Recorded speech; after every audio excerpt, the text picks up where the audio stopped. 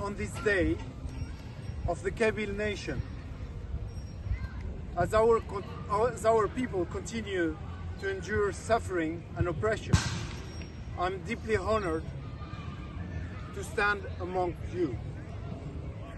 The United Kingdom Coordination has consistently distinguished itself through the strength and impact its action, from its role during the CONIFA World Cup to its engagement with members of parliaments and government officials, from the legal opinion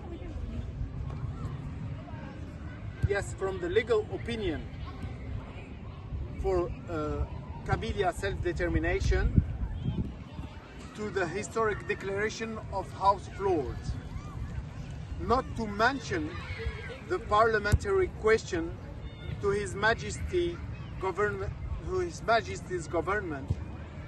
at Westminster Parliament regarding the Kabyle codes.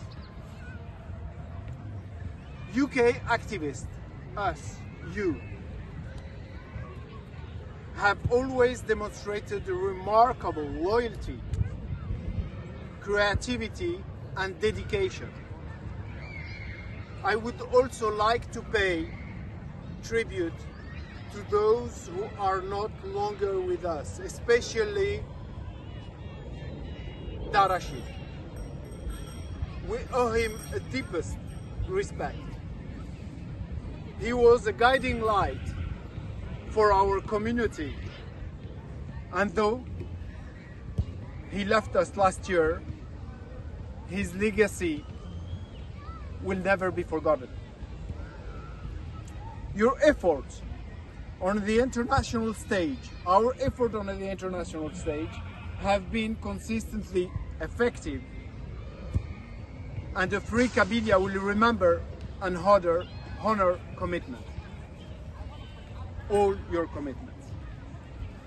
On this day, as Kabylie remains silenced and persecuted under Algerian colonial rule, we must continue steadfastly and with determination the struggle and the path led by our leader Farhat Mahani to achieve liberation of our land.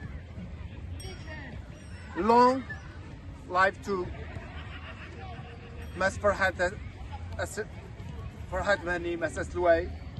Long life to the Federal Republic of Kabylie. Thank you all. Thank you.